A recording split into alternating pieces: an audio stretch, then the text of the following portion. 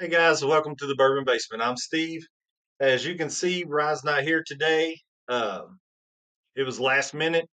I knew he had to work. I just thought he'd be home for the show. Found out just a little while ago he wasn't going to make it, so I didn't have enough time to get a co-host or anything. So going to have to suffer through the show with just me tonight.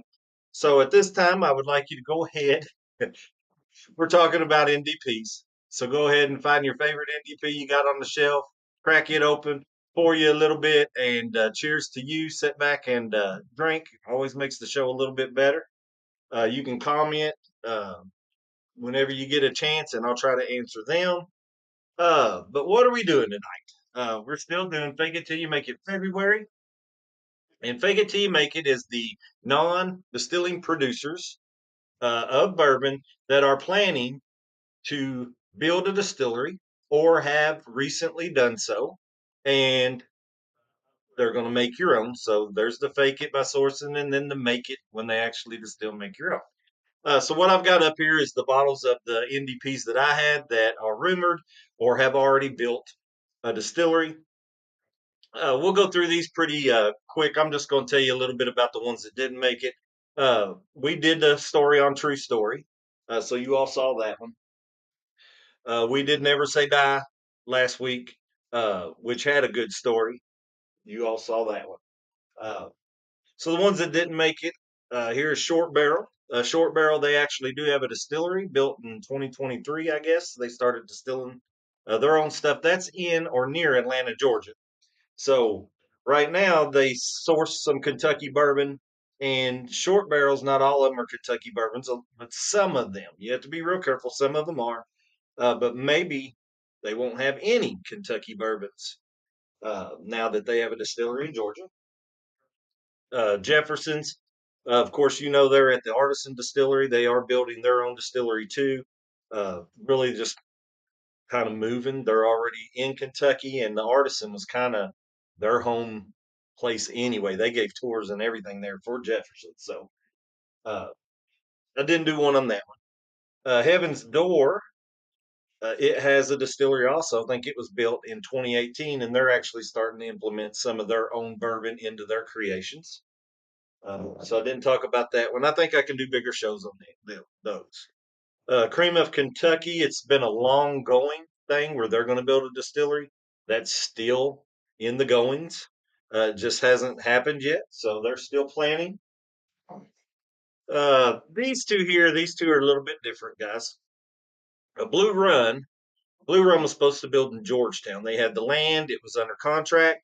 They did not build. I don't know if it's the industry, if it's the market that they're in for the money, but then Georgetown rescinded the land and said, no, now you can't build there. So they're still planning to, maybe they're waiting to see what the market does, but they'll have to find new land. So won't know where that's going to be.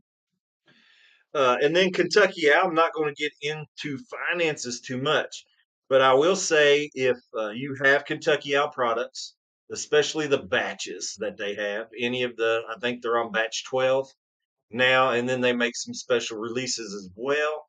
You may not find any more of those. So just saying, if you have them, hold on to them because I don't know if any more is going to come out. There's there's a lot of talk about Kentucky Owl right now. So, and the bourbons that I had from Kentucky Owl, they were good. 15 stars, guys.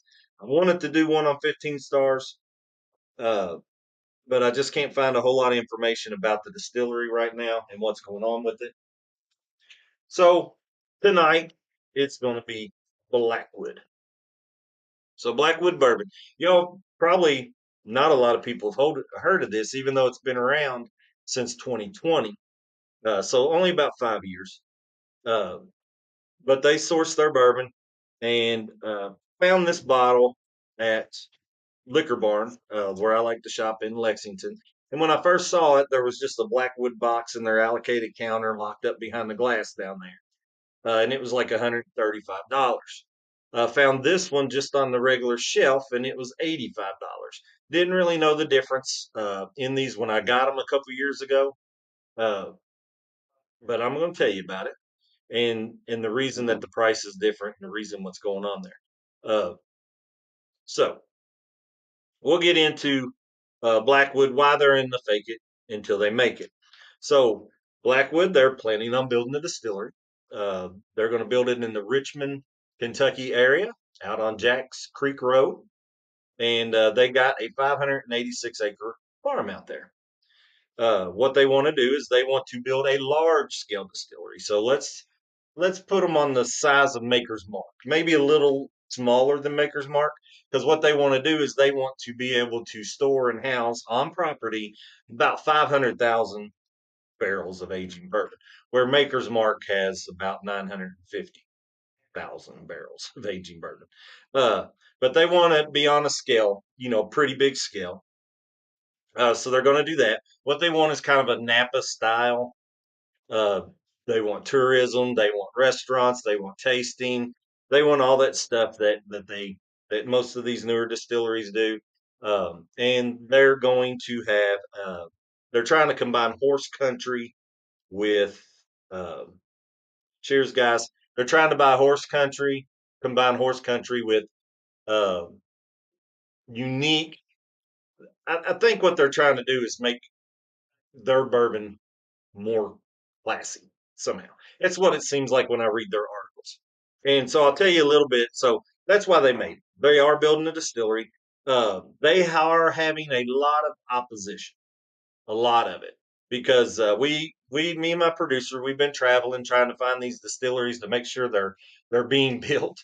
Just all we need to see is like a scoop of shovel, shovel scoop of dirt out of the ground, and so we went to where this distillery was supposed to get built, and the whole way when we were about maybe 5 miles from the distillery, you start seeing all these no distillery signs. I mean, huge signs like billboard size signs, and then some little ones in yards and everything down through there. And so they're facing a lot of opposition. But I did hear in late 2024, it got approved for them to build on that 586 acres. So they're supposed to. They haven't broke ground. They're supposed to start early this year, which with the weather and everything, it'll probably be June or July before it actually gets started. If it gets started, I mean, maybe everybody's waiting to see what this wave does. This wave of bourbon. How's the market going to go? How's this going to do? Because there's a lot of competition out there now. I mean, not just your big guys that can actually survive a downturn in bourbon, but you got your small guys, these NDPs and these craft distillers, that it's going to be hard to get through a slow bourbon year or years if that happens. Anyway, I'm getting fixed up, I think. Uh, so what do you think, Ryan? I forgot he's not here. Do sorry. Uh, I'm gonna take a drink just because Ryan says I never do. All right, guys. So a little bit about the bourbon, and it's only been around since 2020, so there's not a lot of history. But back in 2019, so a lot of these NDPs, when I start reading their stories, you can find out a lot of it's tied to horse farms, horse racing, or other people that have worked for distillers their whole life, retired, and then started their own. So that's kind of the way this is. This starts with a horse. All right. So back in 2019, Guinness McFadden owned a. There's one on the bottle. Yes, owned a horse called Country Horse. Right. Put him in the Kentucky Derby, and it was. Let's do this. So he puts him in a Kentucky Derby. This horse goes off at 65-1. Right. He gets second place. But yeah, and you think, hey, that's great. A 65-1 horse, he got second. If you placed him across the board, you would be awesome. But in 2019, Maximum Security, the winner of the Kentucky Derby, gets disqualified. The first horse in Derby history, the first winner in Derby history that's ever been disqualified for interference. So he's coming out of turn 4 and he bumps another horse. It interferes in some ways. People lose positions. So they disqualified him. First winner to ever get disqualified, which put second place Country House into the winner's circle, and he won the Kentucky Derby. So official winner is Country House. So don't let that story, that's a crazy kind of story, but that's what happened. So he wins because of the interference disqualification, and that was in 2019. My hands. If the camera messes up today, it's got to be me, right? Last week it was Ryan. I watched that back, and it was him. But anyway, yeah, but he's got to get blamed because he ain't. Anyway, so in 2020, Guinness and his wife they started Blackwood Distilling Company, uh, which is basically named after their stables with the country horse or country house. Keep wanting to call him country horse. Country house. It's a weird name for a racehorse. You have been saying country horse. Have I been saying country horse? It's country house. And just because country house is a weird name for a racehorse. Now, anyway, but they had Blackwood stables, and that's where it come from. So they just started the Blackwood Distilling Company, and what they wanted to focus on was high proof, aged, and toasted bourbon and rye. All right, so they're doing a high rye recipe as well. And so high proof, aged and toasted. In their first two batches, guys, they were both barrel strength. Okay, so they come out barrel strength. They uh, they got 6 year old barrels, and those first two batches. This is not the first two batches, okay, but they come out. The first two batches come out at barrel strength. They were aged 6 years at least, and they come out with a 75 corn, 21 rye, and 4 malted barley. They will not tell you the distillery they get that from, but it is a Kentucky distillery in Bardstown, is what they tell you. And if you've done some research like I've had, that is a typical recipe. I'm not saying they got it from here, but that's a recipe for Barton 1792. That's their standard recipe, their standard high rye recipe. Anyway, not saying that's where they got it, but it's a good chance they did. So I'm saying they source these barrels, they get them. They got kind of a unique blending process because from some of my understanding of how bourbons do, they're toasted. So what it does is, bourbon has to be in a brand new charred oak barrel. Okay, so it all ages whatever distillery they got that from, Barton 1792. Uh, they take those 6 year old barrels, they aged in that barrel for 6 years. Then what most of these craft distilleries do, or most of the big distilleries, when they want to rebarrel, which is what this is a rebarrel.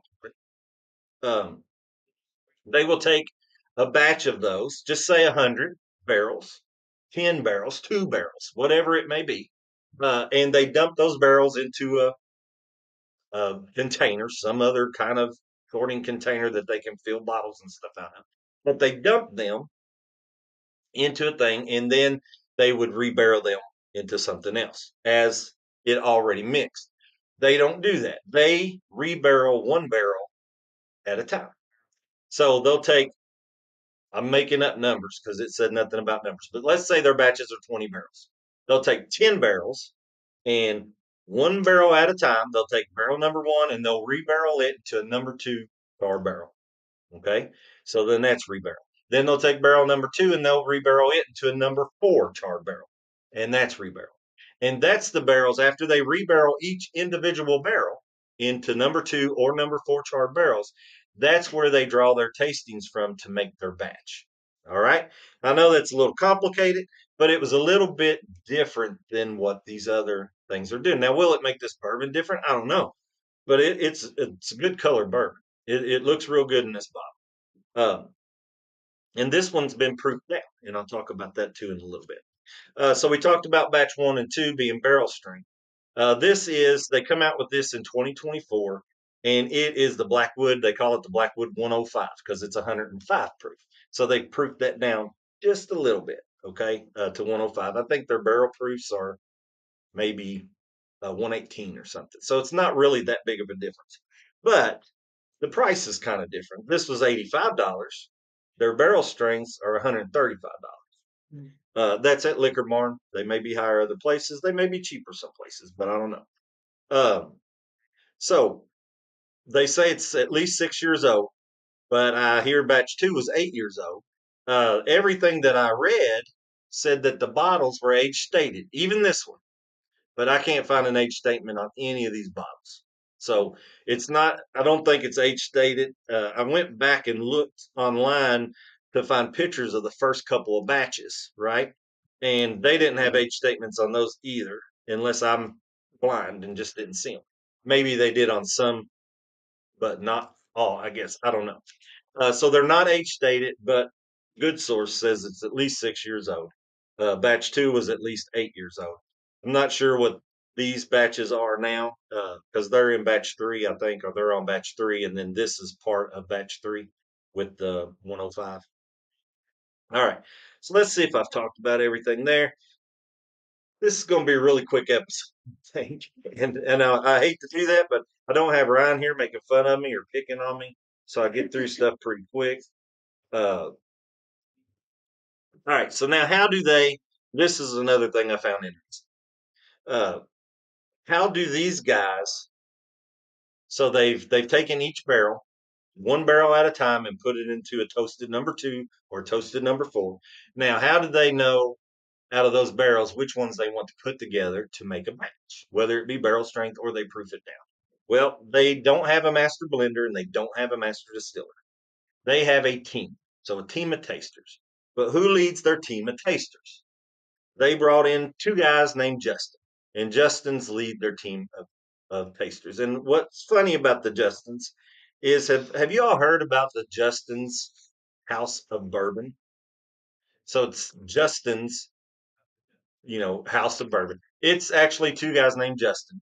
One is Justin Sloan, one is Justin Thomas, and they own a place called the House of Bourbon, which has the world's largest collection of vintage bourbon, so dusty bottles for sale and for taste.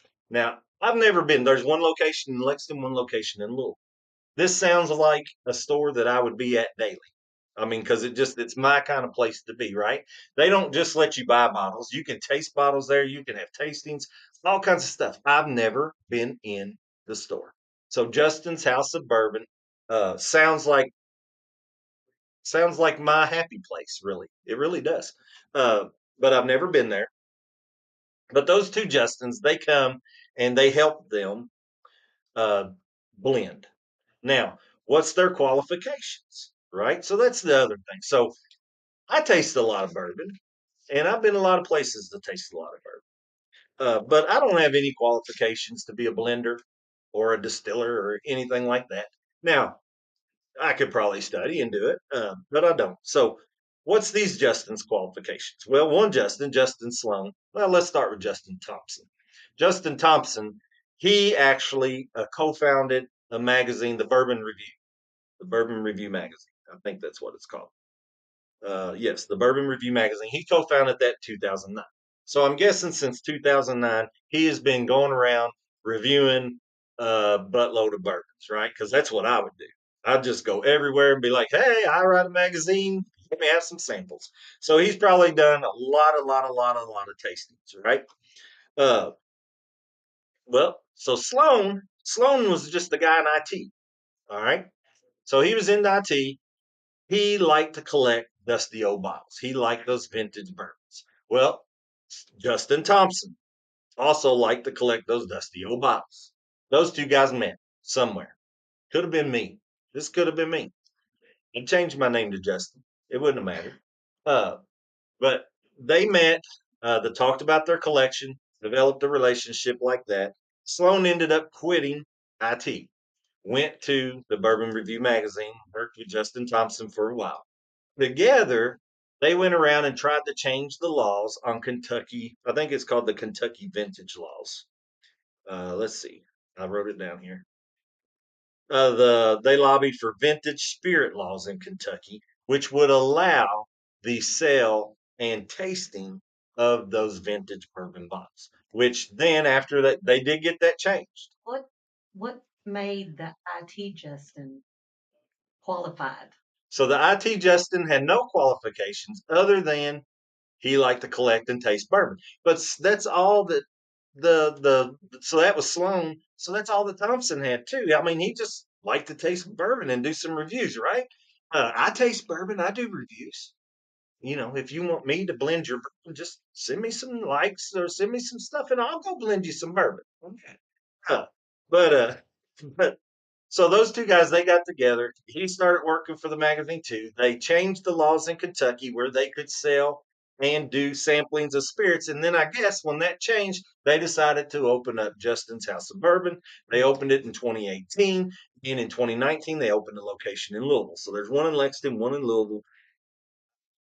Never been there, guys, and I'm recommending it to everybody. I'd say it is the place to be if you That'd be one. like bourbon and the bourbon history. I bet that's the place to be.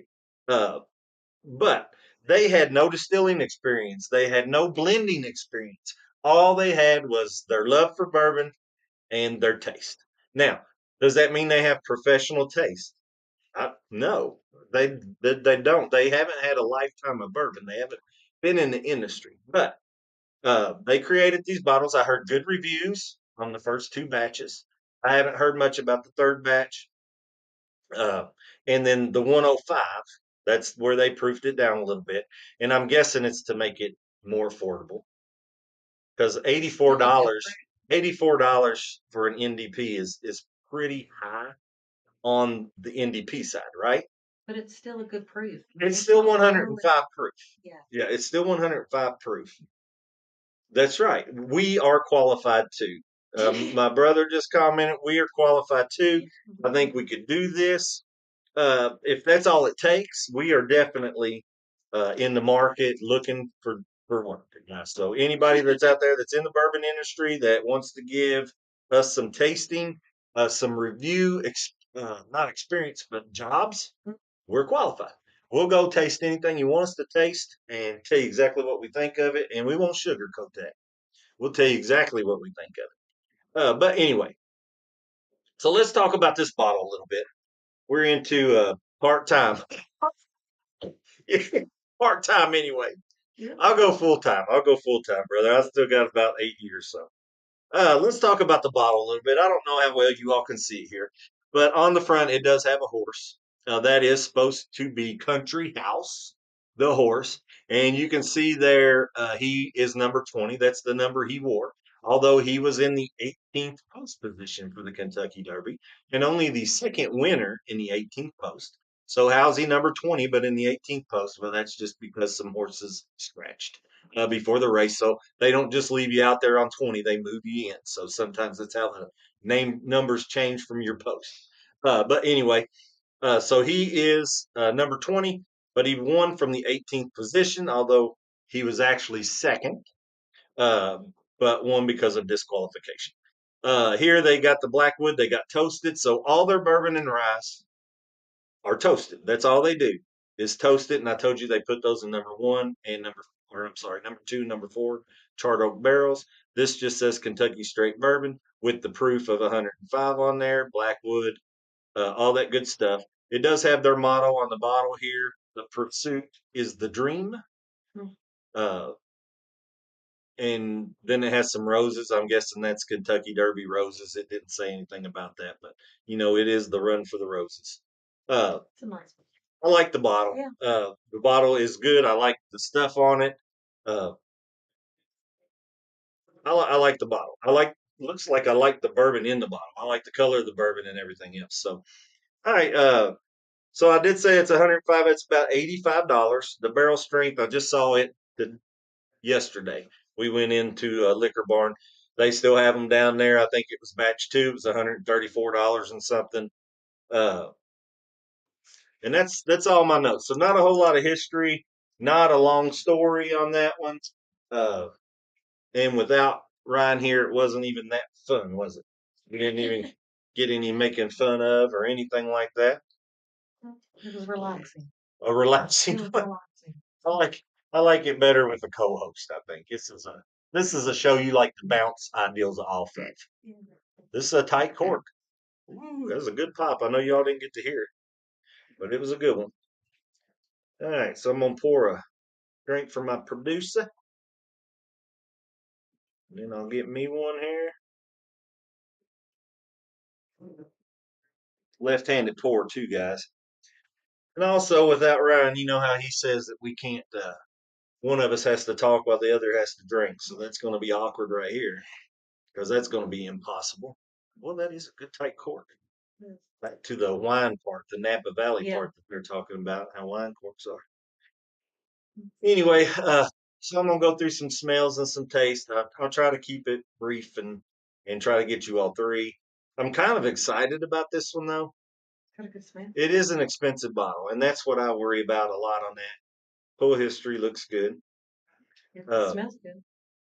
but that's kind of what I worry about on that because a lot of these NDPs, I mean, it, I don't know the cost of this stuff, and it has to be pretty expensive.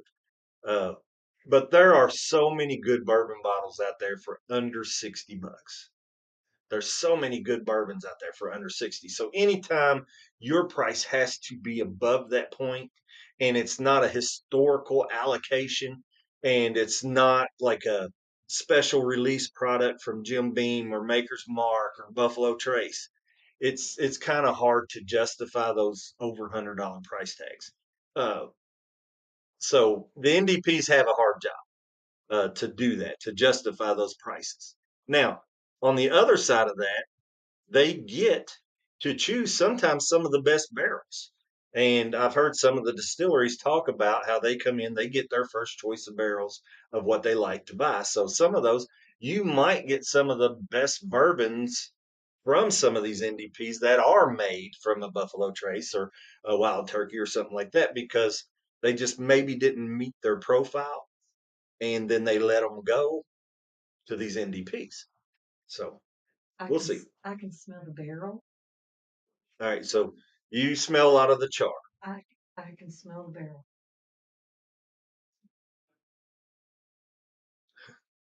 I've been watching a lot of so I'm disappointed in the smell. Not it's just not it's not smelly.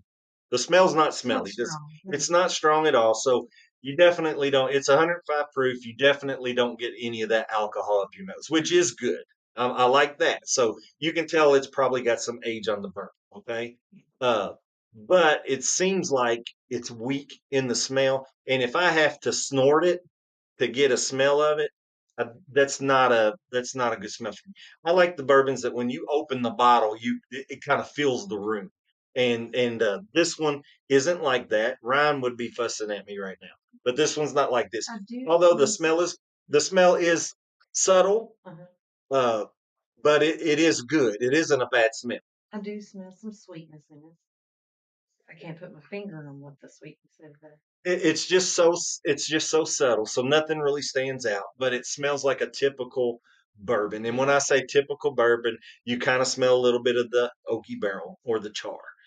You get that the caramel notes and vanilla The notes, generic things. kind of the generic bourbon. What you would smell, you'll smell that in any bourbon that you smell because that's what the wood does. So it's those unique notes that you're really looking for, and I'm not getting any of the uniqueness. It's very subtle. So, What's the candies that you're not butterscotch, but that you're Werther's? Werther's, That's the kind of the smell I'm smelling is just kind of like a Werther's original. which is your vanillas and It's your the caramel vanilla It's toffee really, kind of thing. yeah, it's really subtle. Yeah, and it is so subtle, guys. So the smell's simple and subtle and typical. So I'm not. If I was grading by smells, this would be just middle of the line. But thank goodness we're not. We always get to taste these things. The taste is kind of subtle too. But I was telling you, I had my nose in this trying to smell them, and I've been watching a lot of YouTube, some old bourbon commercials, old beer commercials, and I come across I don't know what episode it was, but Ryan was talking about a YouTuber, and he was doing how to taste bourbon. And I thought, or maybe scotch or something. I don't know, but Is it the funny one? it was the funny one where he like poured it in the glass and then twirled it around and then threw it out. You know, it was all for comedy. And I come across that and I watched it there a little bit. And he had his nose so deep in the glass, and I felt like I was doing that earlier to get the smell. Well, the taste is fairly subtle too. There's nothing that like hits you. Producer says the taste is subtle. I just went in for one acclimation, so I'm going to go in for my second one now, and we'll see. Mm. I mean, it's a good bourbon, but like you said, there's better for a cheaper price, probably. I don't get. Is that you rating it already there, Produce? No, I'm just. I mean, it's kind of. It's just a calm, very subtle bourbon, but with the smell and the taste to me. Yeah. I mean, there's nothing like you said that She thinks stands it's out. calm. She thinks it's subtle, calm bourbon. Nothing really stands out to her in the taste or the Or the smell. smell. So just for her, it's just average. Um, So I've had my second allocation. I'm going to tell you, I took a bigger drink on that second allocation. Not much of a sip, kind of a gulp maybe. Put it in my mouth, moved it around a little bit more, and I get the high rye out of this. So if you are a rye drinker or you like high rye bourbons, uh, this has that rye aspect. It really comes forward. So I'll go in for my final taste, and we'll see what that. I don't even have an aftertaste. You know how you can feel it lingering and stuff on a lot of them? I don't even have that. There's nothing. It's like I almost didn't drink anything. Do All you right. So producer says she's got no what's that called? Finish. finish? You got no finish, Yeah. and she just it's she says it's like she wasn't really drinking anything. Sometimes that's a good thing. Sometimes it's bad and get you in trouble. Uh, me, I'm a little bit different because this 105 proof to me is drinking a little bit hotter, and I'm guessing it's that high rye. Uh, I get my typical bourbon flavors though. Nothing really surprising, and I can kind of see that. Uh, because I think if you have a master distiller or even a master blender, and I'm not taking anything away from the Justins here, uh, but I think if you get those people that have been in it their whole life or trained, they look for uniqueness. Yes. Okay. Uh, this one isn't really unique. It drinks good.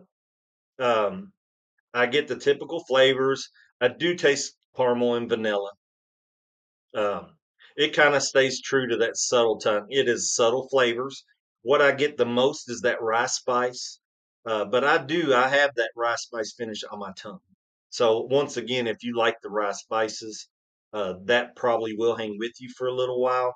Uh, but other than the spicy rye of it, and that's on the finish, on the tongue, because when it rolls back through, it's typical. Barrel, caramel, vanilla. It's good, but there's nothing real unique about it.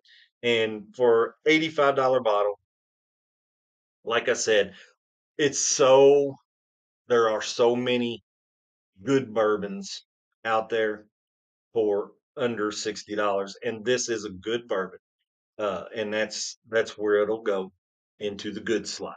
Uh, but it does have that rye finish for me. So I'm kind of enjoying that. The rye is still with me right now. So Is do you still have it? no. Nothing. Okay. See, rye to You're me a bigger rye drinker than I am. yes. You like more high rye stuff. I like I the think spice in it. I'm more sensitive to the rye, I guess, because I like the wheated bourbons. I like the Yes. sweeter wheat, but I like the savory notes though. I like the leathery kind of tobacco-y notes that Yes. Gene Boy tastes all the time. I don't taste that much. Well, see, with Uh, this, I like the spice of the rye. The but as far as this one goes, subtle smell, subtle flavors, typical flavors. I know I'm drinking bourbon, but it's not unique. So I'm gonna add some water to it and see if that changes anything. Have y'all seen the new? So instead of you know how everybody's doing the ice balls and the ice squares and putting them in your bourbon if you like the rocks, which I'm not much of a rocks drinker, even though I do have those things and I will enjoy it on the rocks sometimes. And sometimes I just put those rocks in my my ice and just drink it, or my water and just drink it like that. But there's a new thing out there that you actually take your whiskey glass, and it forms inside of your whiskey glass, and it forms it at an angle. Not this kind of glass, but this kind of glass, and it fits in there at an angle, and then you put it in the freezer, and it freezes that ice at an angle like that, and then you pour your bourbon on top of that. So you got a solid, frosted, pretty much mug with this ice triangle in there, and then your bourbon on the other side, and that's how it stays cool, and then you won't get a whole lot of water in your bourbon. I don't know why I'm talking about that. I guess just a good time. But I saw that advertised the other day when I was watching all those things on YouTube, and just thought that was interesting. Maybe the water changed it. So I got 4 or 5 drops of water in there. There's still a little bit there, so it shouldn't affect the spiciness too much, but we'll see. I'll give you a taste with water.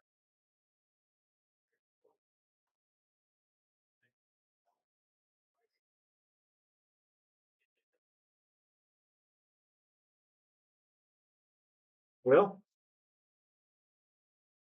honestly, it's better with water. Is it? Yeah, and here, why don't you try this last drop? So with the water, what I got, guys, some kind odd. So I told you I had that. Well, if you can get more of a smell. I didn't even smell it. So no, go ahead.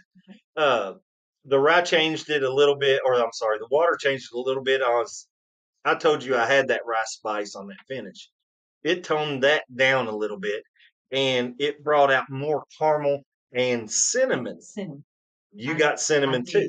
I got more caramel notes, and then I got cinnamon, which I didn't pick out the first time. So it kind of changed the whole profile of this bourbon. So to me, this one's going to be one on the rocks, just because it actually tastes better and actually brings out some of It adds more dimension to it. dimension. That's very good.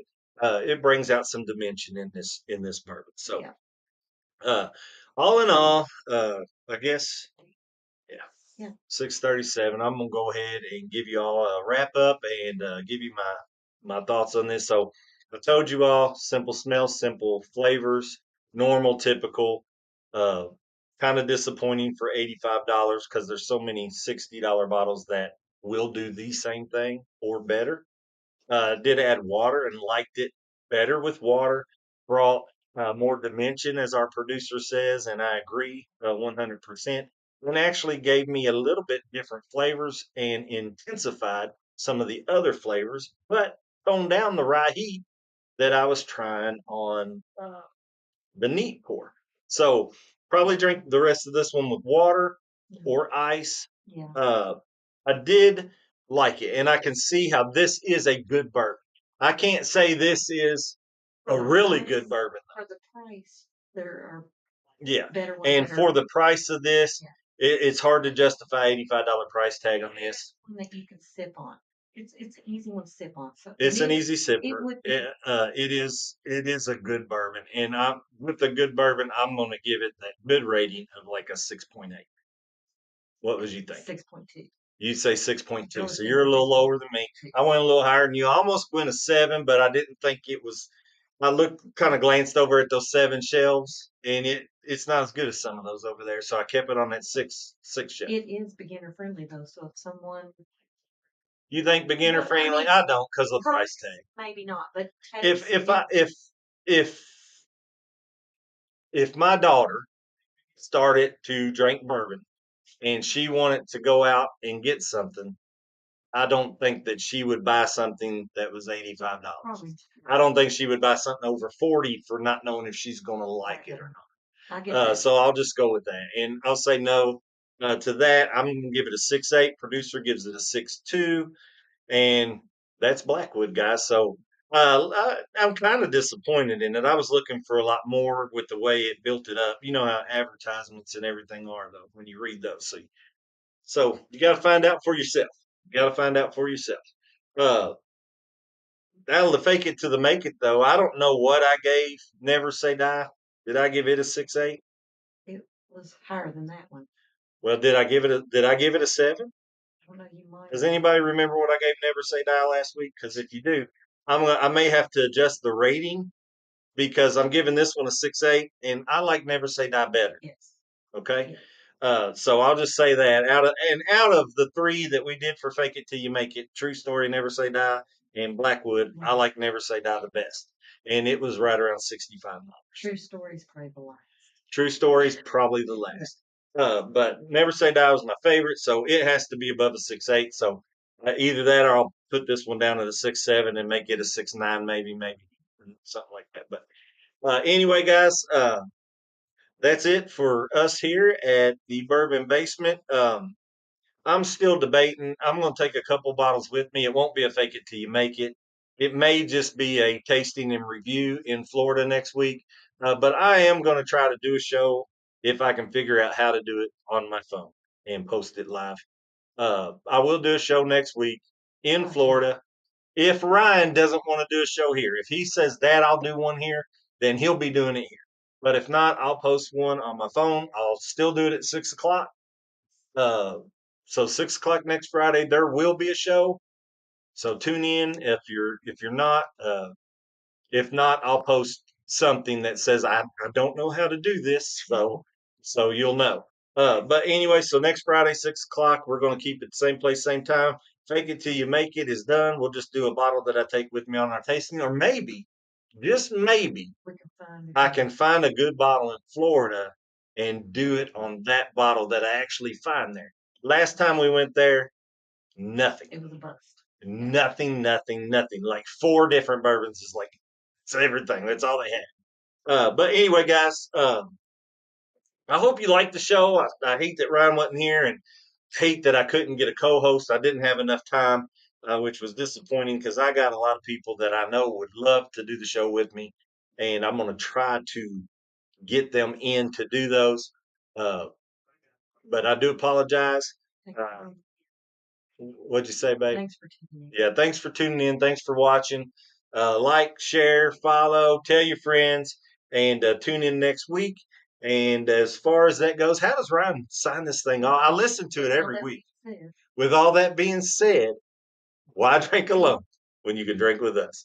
Hey, guys, we'll see you next week. And since Ryan's not here, you got my glass. There you go. But I'm going to do another Kentucky hug while Ryan's gone. Happy Friday, guys. Cheers. Enjoy the weekend.